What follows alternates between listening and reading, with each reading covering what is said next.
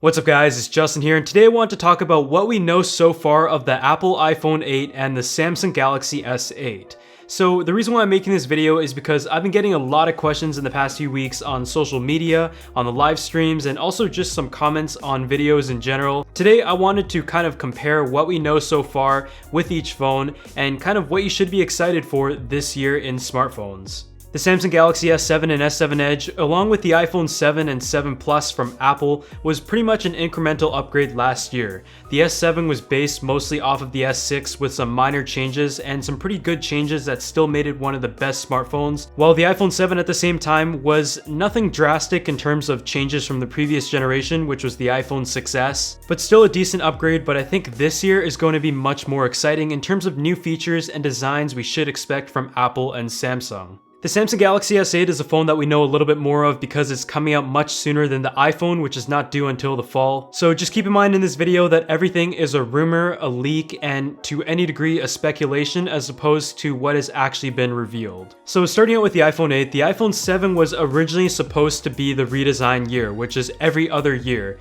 But being Apple's 10th anniversary in 2017, we do expect a lot this year in terms of changes with a completely new redesign for the iPhone. It is expected to come in 3 different sizes, including 4.7, 5, and 5.5 inches, with also some rumors pointing to a 5.8 inch model, but I personally think that's too big. As someone who currently uses the iPhone 7 and 7 Plus as my daily driver, I would love to see a 5-inch phone, as I feel it would be a great middle ground for most people. Some of the early renders and concept videos also pointed to the possibility of not having a physical home button, which is going to be something that would take quite a bit of adjustment if you're coming from an iPhone previously, but I think it actually looks really cool, and I don't think I'll really mind if Apple actually does that. Of course, with an incremental spec upgrade, there will be a new processor, the Apple A11 chip, and the significance in this processor is a 10nm construction, making it much more efficient, so hopefully giving you a much better battery life. The current iPhone 7 and 7 Plus looks pretty much the same for the most part compared to the iPhone 6S and the iPhone 6, but the iPhone 8 is expected to see a glass construction on the front and back, which is held together by stainless steel and possibly also a ceramic model as well, like we've seen on the Apple Watch.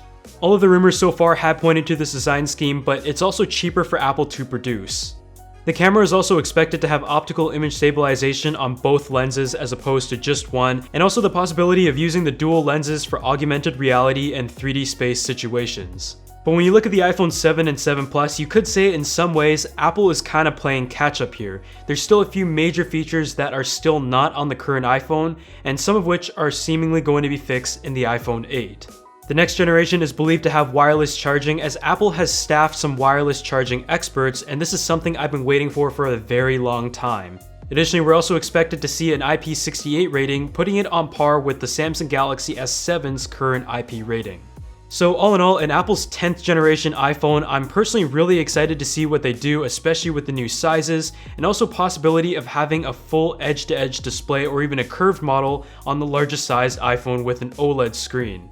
With that being said, it's still February and we aren't expecting to see the new iPhone until the fall, so hopefully there'll be some more information as we move on in the next few months. For Samsung fans though, you won't have to wait much longer for a new phone. The Samsung Galaxy S8 is expected to launch on March 29th and start shipping on April 21st, and although a press release was sent out for a teaser on February 26th, a Samsung representative has confirmed that the Samsung Galaxy S8 will not be unveiled at Mobile World Congress late February. The Samsung Galaxy S8 is expected to come in a 5.8 and a 6.2 inch option named the S8 and the S8 Plus. I'm sure a lot of you are thinking to yourself, how is a phone this large going to be practical? And a huge reason for it is the fact that it's most likely going to be nearly bezel free. Based on some of the early leaked images from very credible sources, you should expect to see an 85 to 90% screen to body ratio, which looks absolutely beautiful. Due to its curved design and the display's 18.5 to 9 aspect ratio as opposed to the typical 16 to 9 you might see on most phones,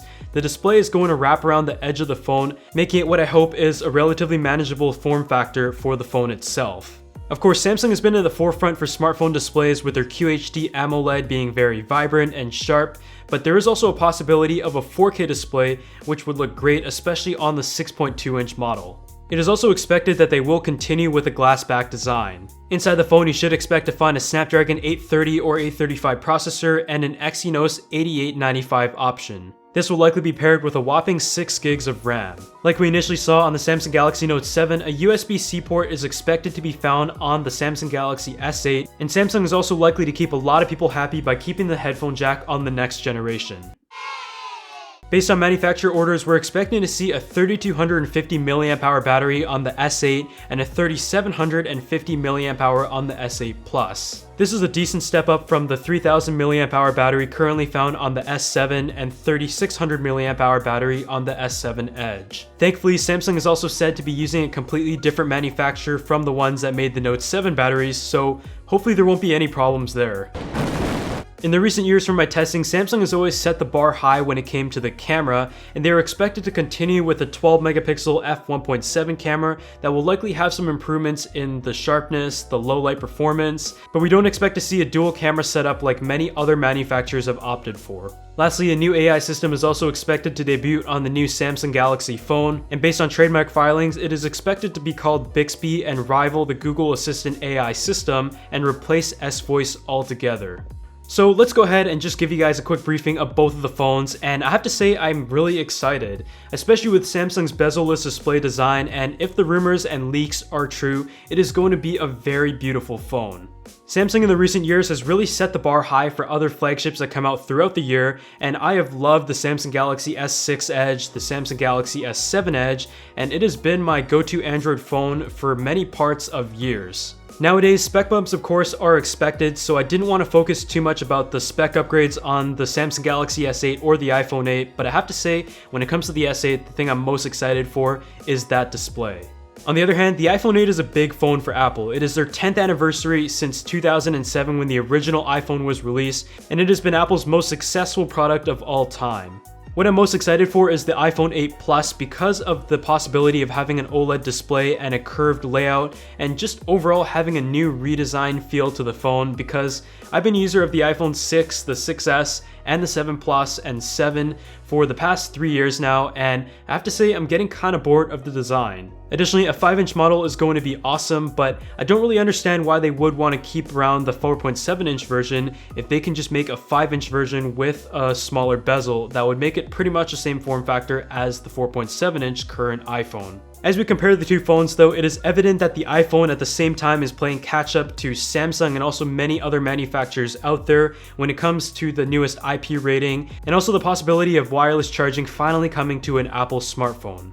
Something that is in common with both phones though, and I mentioned at my 2016 smartphone wrap-up video and what you should expect in 2017, is smaller bezels. And it's not just Apple and Samsung, but early leaks of the LG G6 also reveal the fact that these phones are going to have really thin bezels, maybe even go all the way up to the edge and eliminate all hardware buttons and look absolutely incredible. So I think we should be very excited about this year. Of course, I'm going to have both of these phones on day one to make videos on for you guys, compare them, answer your questions, so make sure you subscribe to the channel and leave a thumbs up on this video. But I'd love to hear what you guys think, so leave a comment down below as to what you agree, disagree with, what you're most excited for, and which one you plan to pick up in the year of 2017. Otherwise, thanks for watching, and I'll see you all in the next video.